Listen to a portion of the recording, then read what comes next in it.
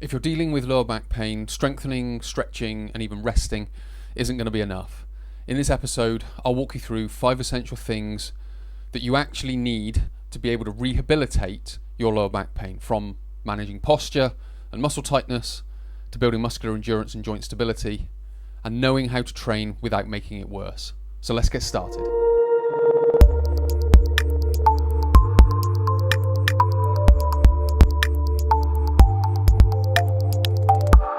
Number 1 is managing posture.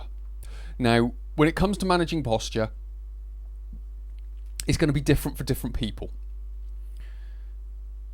It's not a one-size-fits-all like low back strengthening may suggest, or low back stretching may suggest.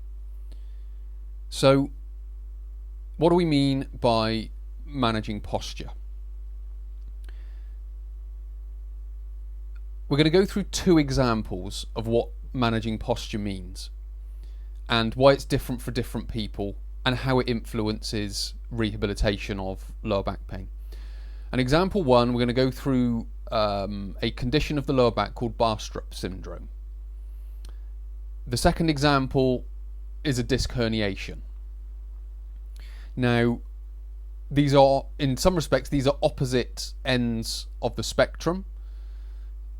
So it kind of goes to suggest that it's different. It has to be different for different people. So if you're just using a one-size-fits-all type of solution, like strengthening or stretching may suggest, then you're probably going in either in the wrong direction, or you're just going down a dead-end road. So bar strap syndrome, what is it? It's a condition of the facet joints. So the facet joints, you have the vertebral body, and then what sticks off the back of them, you have a spinous process and 2 transverse processes that stick off either side. Now, between vertebra and between the facet joints or the processes of each vertebra are known as facet joints. Now, when a disc loses height, those facet joints get squashed together, because if you lose height of a joint, obviously the vertebral bodies are going to get close together. Hence, the joints on the back of them are going to get close together. This puts a compression on the joint and inflames the joint.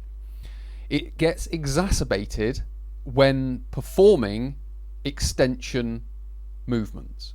So if you're in a neutral spine, they're going to get close together, but if you then go and extend the spine, you squash it even more. So it's exacerbated as you extend the spine. So if you're going into postures where you extend the spine, you're exacerbating the very problem that you're trying to solve. You can also get it in rotation, so rotate, and lateral flex, so flexing to the side. So if you are diagnosed with something like bar strap syndrome, then you're going to have to go through a process of managing your posture. Now, again, what a lot of people do is they throw low back pain under one umbrella and say, just do this exercise, just strengthen your lower back, or just do these stretches. Unfortunately, those types of solutions to something like bar strap syndrome isn't going to be as effective if you don't manage your posture. So we've got bar strap syndrome, which is where the facet joints get compressed, and if you extend your spine, it's going to exacerbate the problem. And then you can get other movements involved, rotation and lateral flexion being 2 of them. Example 2 is a disc herniation. Now, a disc herniation is caused by flexion of the spine and more and sped up by loaded flexion of the spine. And if you keep repeating that, it's going to fatigue the walls that sit around the gelatinous fluid on the middle of the disc, and eventually they are going to bulge.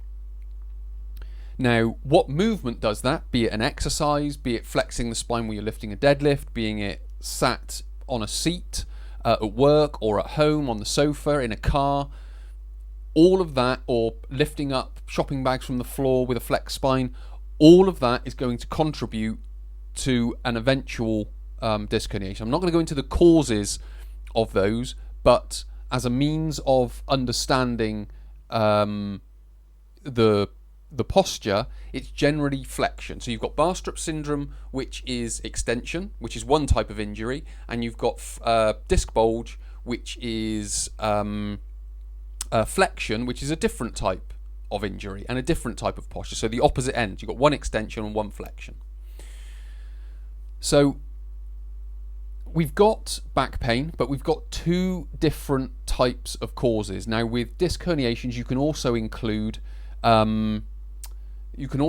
rotation, because again, it fatigues the rings of the sort of the wall of the disc. So those fatigue and make it easier for the fluid to move through. So you've got flexion and rotation for disc herniation and extension and rotation for bar strap syndrome.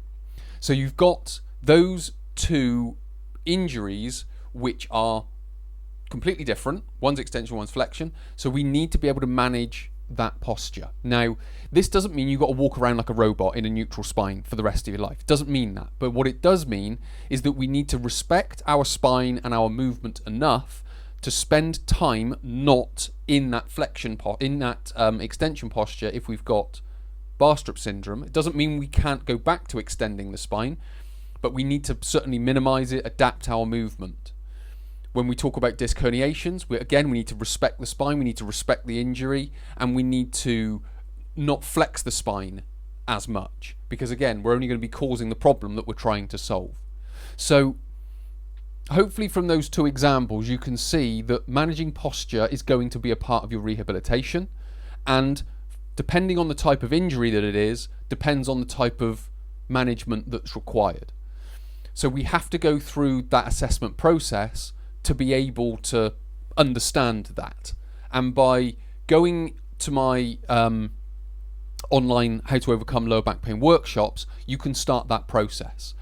You've got 3 workshops to work through and a manual, which you can then start actually applying it to yourself. So you can get to that by clicking the link in the below. But yes, you have to manage posture to be able to overcome lower back pain, depending on the injury that you have. Number 2 is about managing muscle tightness. Now, that can mean stretching, but that can also mean some sort of tissue massage. Now, that could be self-massage, that could be with a foam roller, that could be by another person, or therapist, I should say.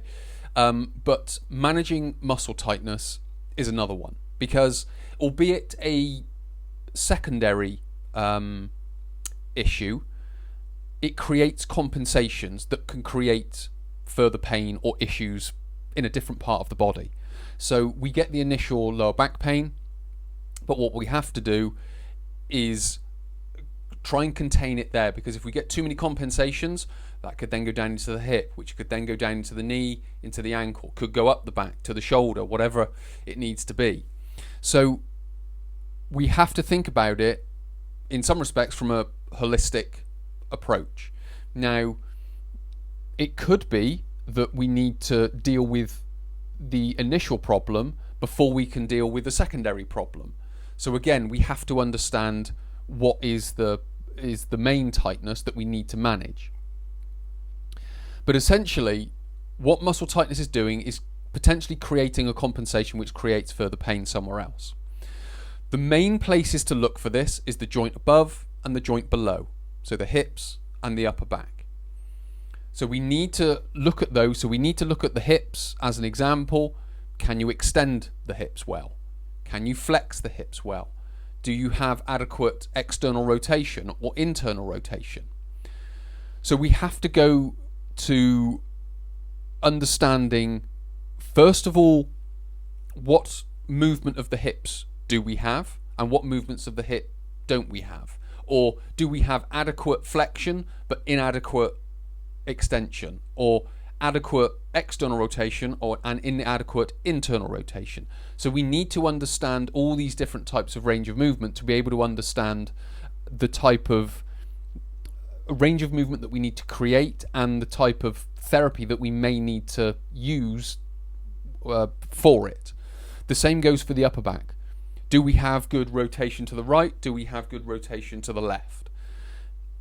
Are we able to extend the spine? Because if we can't extend the spine, we're going to extend the lumbar spine, because that's going to be a compensation for the inability to extend the upper spine.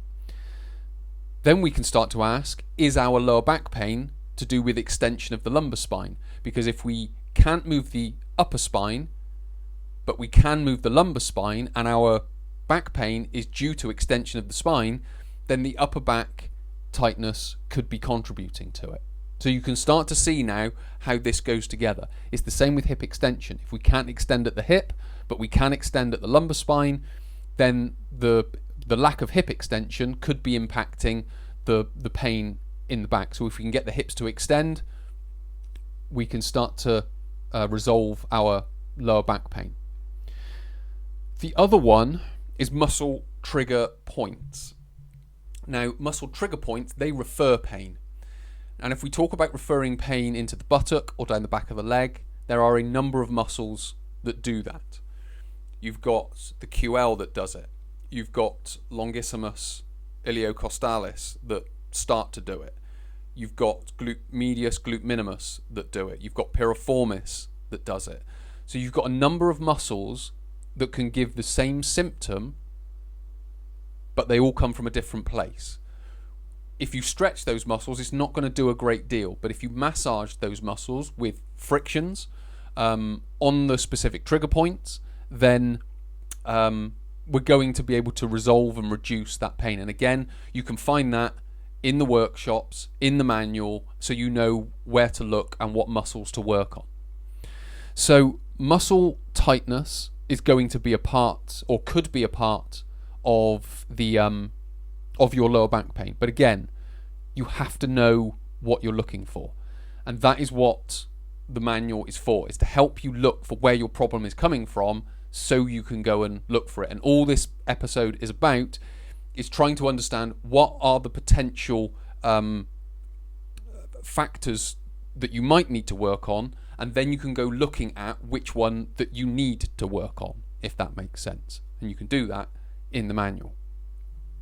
So managing muscle tightness is, or can be, a key part, just as with managing posture. And at the moment we haven't talked about any strengthening.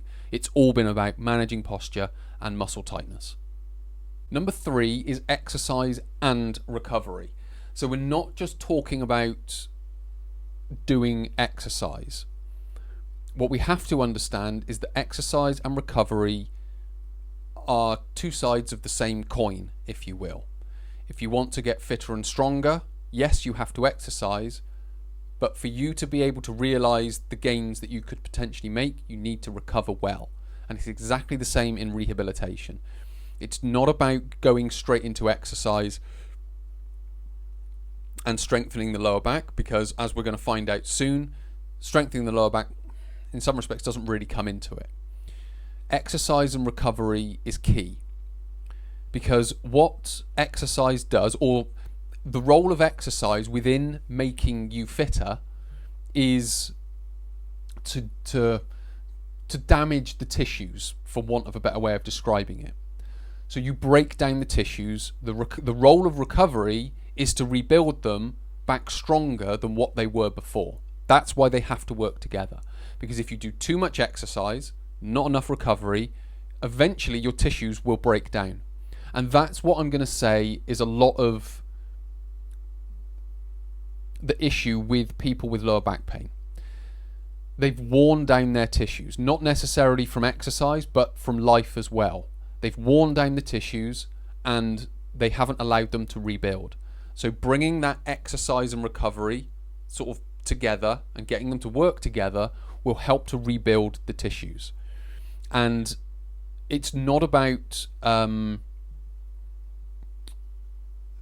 pushing it to within an inch of its life. Certainly to start with, It's about managing it in an effective way. So you need to start within a comfort zone, but just get the tissues to activate and to work.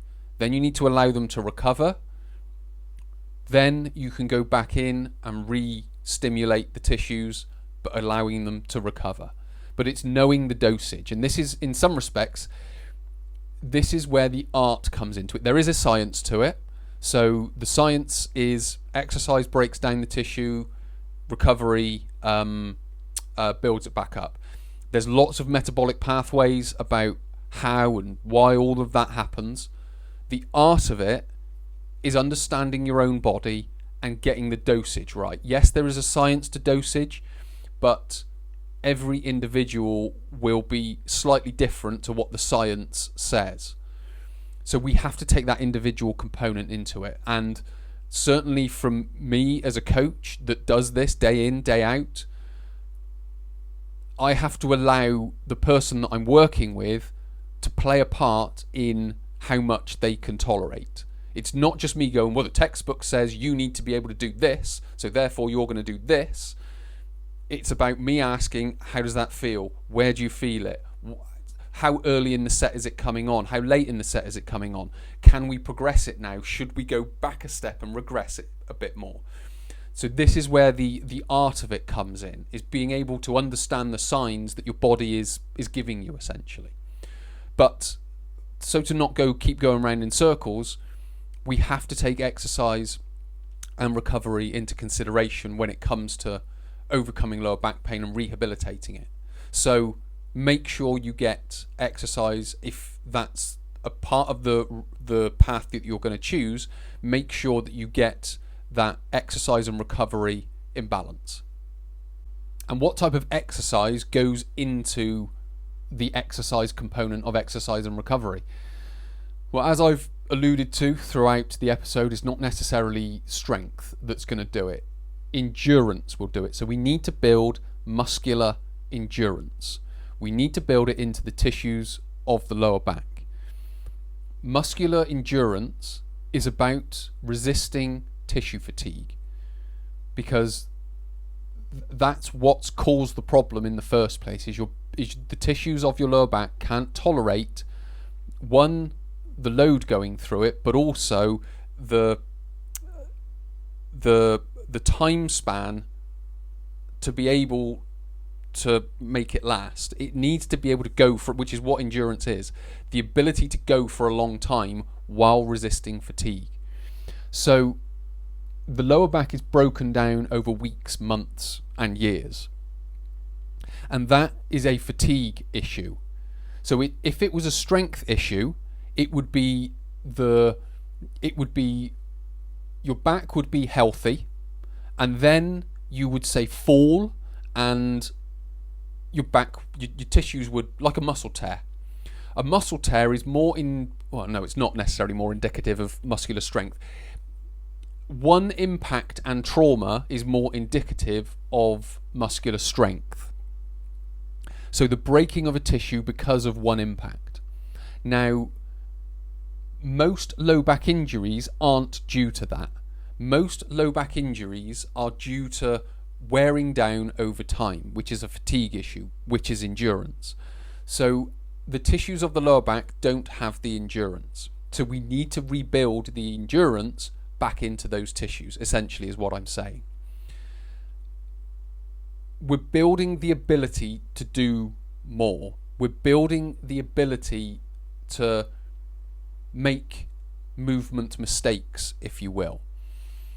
We're building enough tolerance to lifting up heavy weights incorrectly, because even when we do lift up weights incorrectly, 99 times out of 100 will probably be okay. But then the one time when the back goes, and then we blame that time that we did it, but it wasn't that time that we did it. It was the 99 times before that we did it before, and then the 100th time was the straw that broke the camel's back. So we need to build muscular endurance. What then happens is strength goes on top. Strength is the cherry on the top, let's call it. Endurance is your foundation. So we need to think of it like that. And if we can understand that if the problem was caused by the weeks, months and years of movement mistakes, small movement errors, poor technique, poor just general use of the body in everyday life that just wears down the tissues, lack of conditioning is another one, that just wears down the tissues, then we can start to have an understanding that, okay, well, if that's the problem, that's what we need to rebuild back in. Because there are plenty of strong people that don't have endurance. And there are plenty of strong people that have lower back pain. So we need to put that endurance as a foundation in so we can express more strength. Because if we have the endurance, we can do strength for longer because our tissues can tolerate it. So we need to think of muscular endurance as the foundation of our rehabilitation to be able to overcome our lower back pain. And the next part, which is stability, which is the second aspect of exercise that needs to be added in. And there are two types of stability that the body needs. It needs, or certainly the spine needs, well, and the body needs, but we're talking about the spine.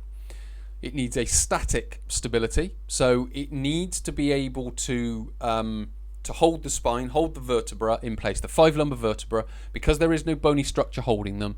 It needs the muscles to hold them in place, mainly QL, psoas, and also the thoracolumbar fascia, which joins on to all of the spinous processes, which brings in longissimus, iliocostalis, and latissimus dorsi. You've then got the glutes underneath to be able to stabilize the pelvis as well, but that will come into the next part, which is the dynamic stability. Now, what is stability? Stability is muscle timing. We've talked about muscular endurance, which is the ability for your muscles to keep going whilst resisting fatigue.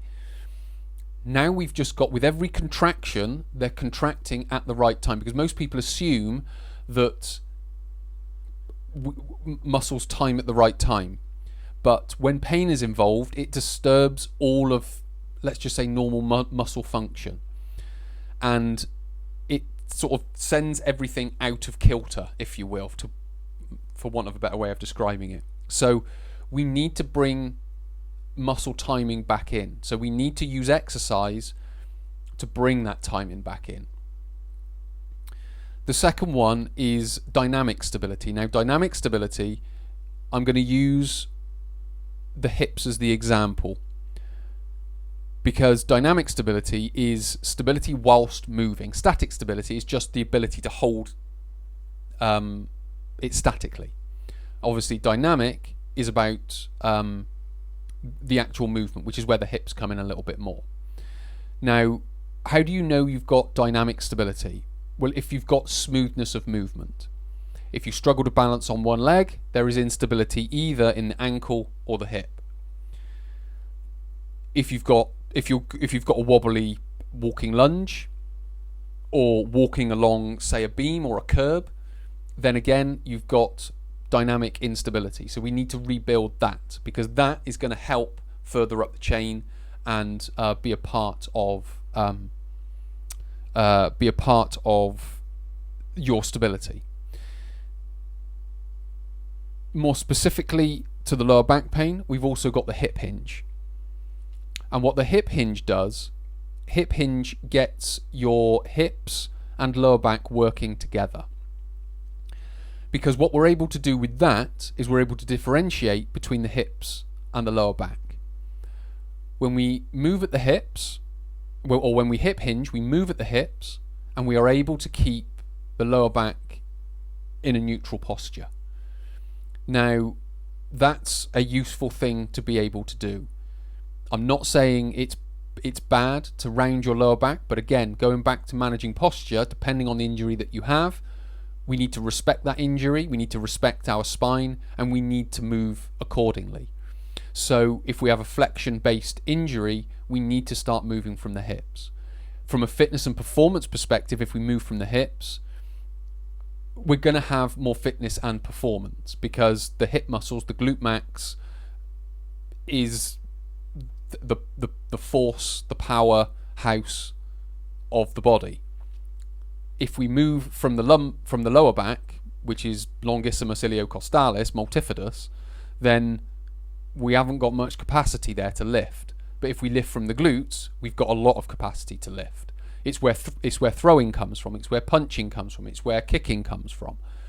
So being able to differentiate your hips and your lower back, and being able to move your hips and not your lower back, is going to give you much more. And it starts with a hip hinge. So building and just getting the hips and lower back to move properly is muscle timing, which therefore is dynamic stability. So we need to, or dynamic and static stability, because you've got the lumbar spine staying in place and the dynamic stability of the hips. So both are working together. So we need to get all these things. There are more. I could go on and talk about more of these things. But those are 5. Those are 5 important components to think about when rehabilitating your lower back. And if nothing else you get from this is it's not just about strengthening the lower back. To quickly summarize everything that we've talked about in this episode, lower back pain requires more than just strengthening or stretching or resting. It requires management of posture depending on the injury. It requires managing muscle tightness, which could be coming from trigger points, or it could be coming from as a compensation mechanism, so it could be a different part of the body. Exercise and recovery needs to be in balance. We need to build muscular endurance as the foundation, and then we can build strength on top. And then finally we need to add in stability, both statically and dynamically. Now, as I mentioned at the start, depending on your low back injury will depend on what you need. There are more. If you want to learn more about this, click the link below, go through to the How to Overcome Lower Back Pain workshops, where there's 3 workshops and a manual, and then you can use those workshops, so learn what's in the workshops, and then go to the manual and start learning what's in the manual. After that, we can then start talking about getting you onto the main course, where we delve much, much deeper into overcoming lower back pain. So many thanks for watching. My name is Chris. I'll speak to you in the next episode.